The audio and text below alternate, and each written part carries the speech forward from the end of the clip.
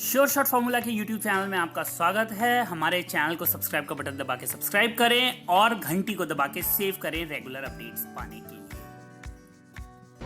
सरस्वती नमस्तुभ्यं वरदे काम रूपिणी विद्यारंभम करिष्यामि सिद्धिर्भवतु मे सदा।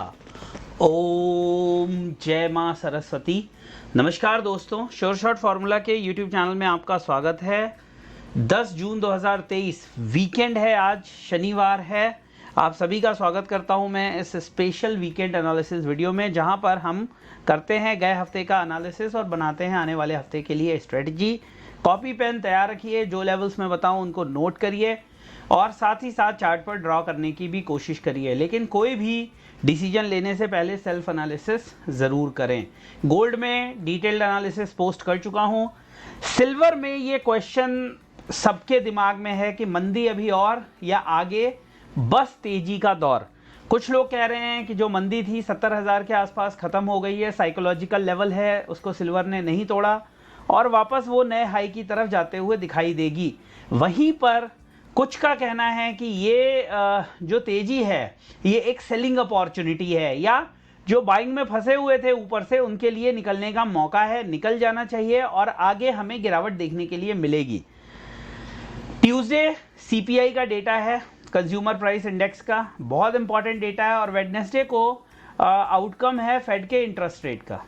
सीपीआई ये उम्मीद की जा रही है कि स्टेबल रहेगी या थोड़ा बहुत इंप्रूव करेगी। अगर सीपीआई में वापस हमें बढ़त देखने के लिए मिलती है, 5.5 थी, अगर वापस हमें बढ़त देखने के लिए मिलती है 5.8 या 6.0 होगी, गोल्ड सिल्वर के लिए नेगेटिव हो जाएगा।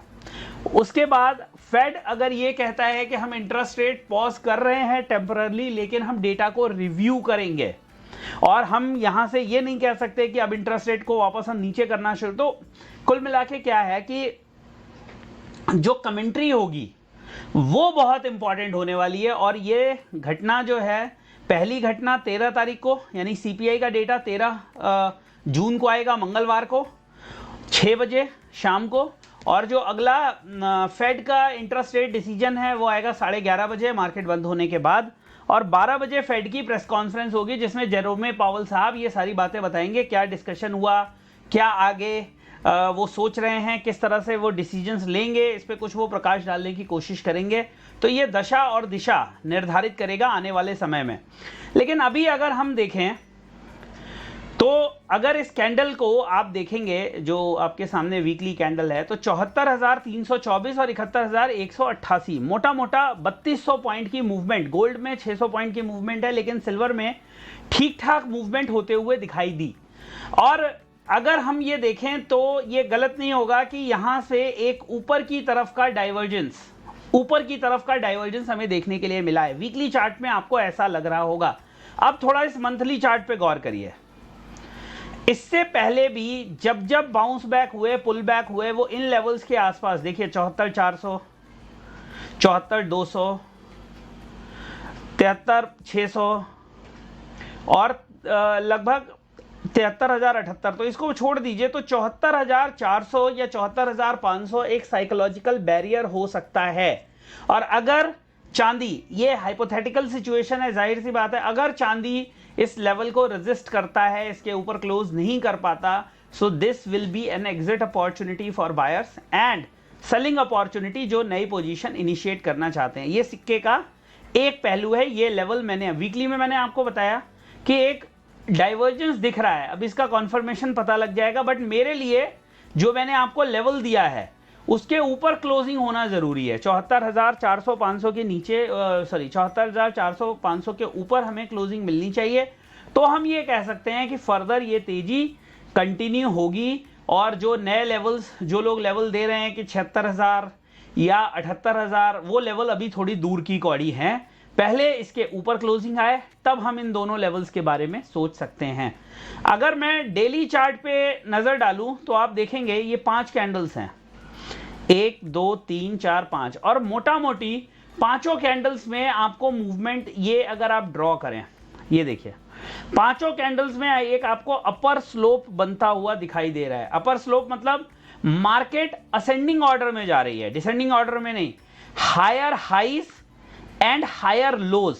ये देखिए इसका हाई 72,233 और 71,188 देखा आपने।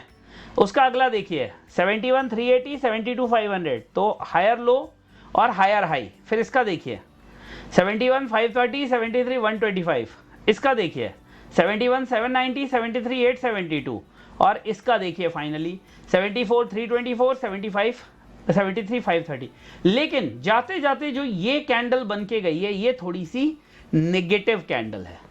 अब हमें क्या देखना है कि सिल्वर में जो पहले रेजिस्टेंस थे अब वो सपोर्ट बन जाएंगे।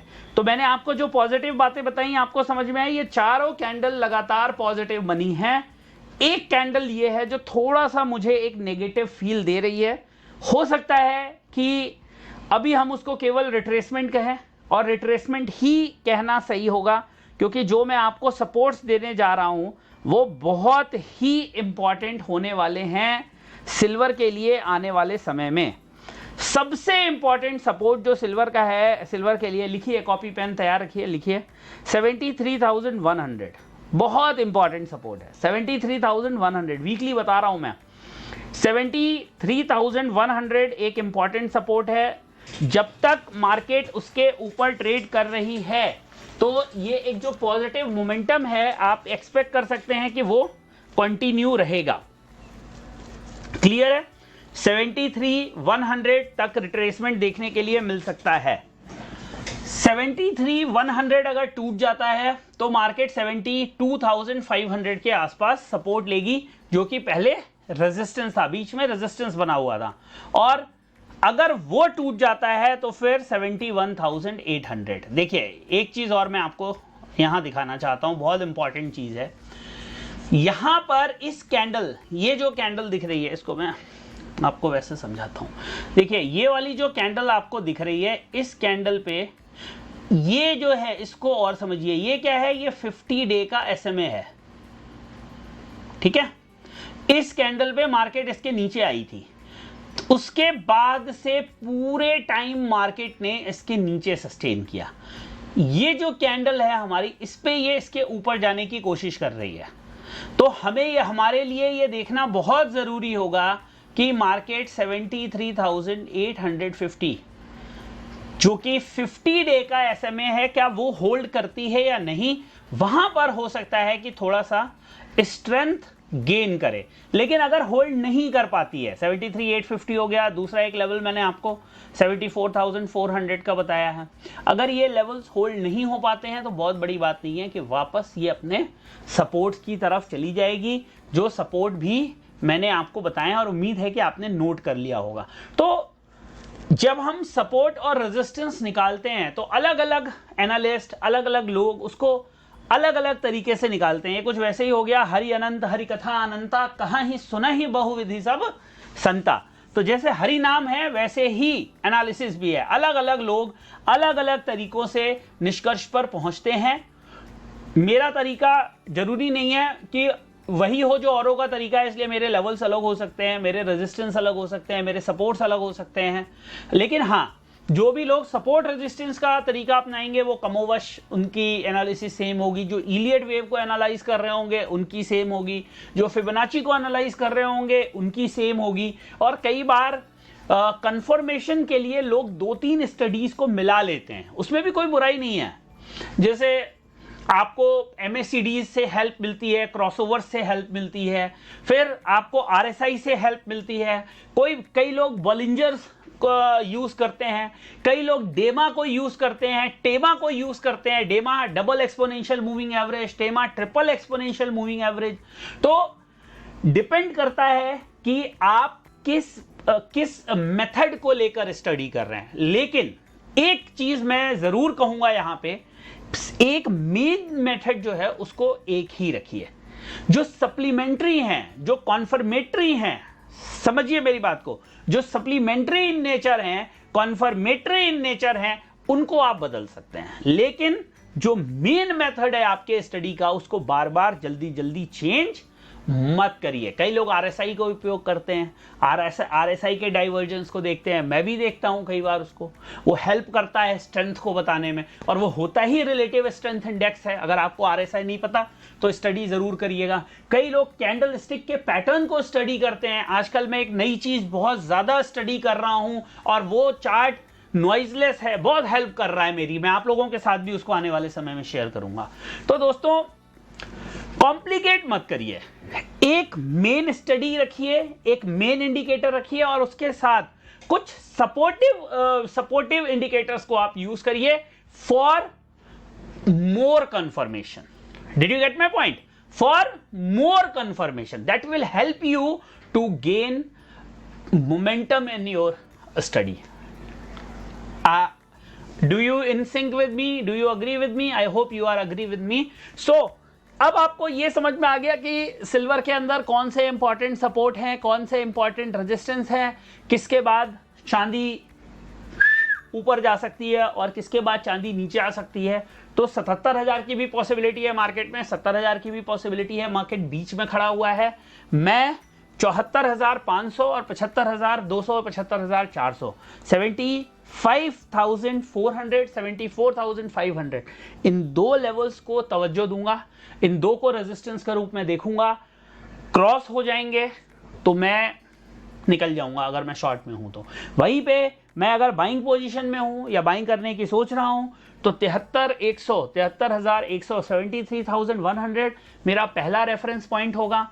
वो ब्रेक हो जाता है तो 72,400 मेरा दूसरा इंपॉर्टेंट रेफरेंस पॉइंट होगा आने वाले हफ्ते के लिए।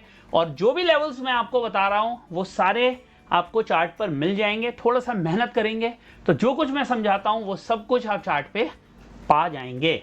वीडियो अच्छा लगा हो, मेहनत अच्छी लगी हो, कोशिश अच्छी लगी हो तो लाइक, शेयर, सब्सक्राइब जरूर करें। लेवल्स को ड्रॉ करें, उनको सीखें। बनी बनाई खीर खाने में कोई बुराई नहीं है, लेकिन अगर आप उसको समझ जाएंगे कि वो बनी कैसे है तो फिर आप लंबे समय तक उसका आनंद उठा पाएंगे, क्योंकि तब आपका भरोसा उस पर और ज्यादा होगा। तो हमसे जुड़ने के लिए, हमारे परिवार का हिस्सा बनने के लिए इस वीडियो के डिस्क्रिप्शन में हमने अपना टेलीग्राम का लिंक दे रखा है। साथ ही साथ अगर आप फ्री अपना लर्निंग स्टार्ट करना चाहते हैं तो एंजल ब्रोकिंग में अकाउंट खोल सकते हैं, उसका भी लिंक, अकाउंट ओपनिंग का लिंक भी इस वीडियो के डिस्क्रिप्शन में दिया हुआ है। बस इसी तरह हमारे साथ जुड़े रहें, अपना प्यार बनाए रखें। बहुत जल्दी मिलते हैं एक नए वीडियो में, तब तक के लिए जय हिंद, वंदे मातरम।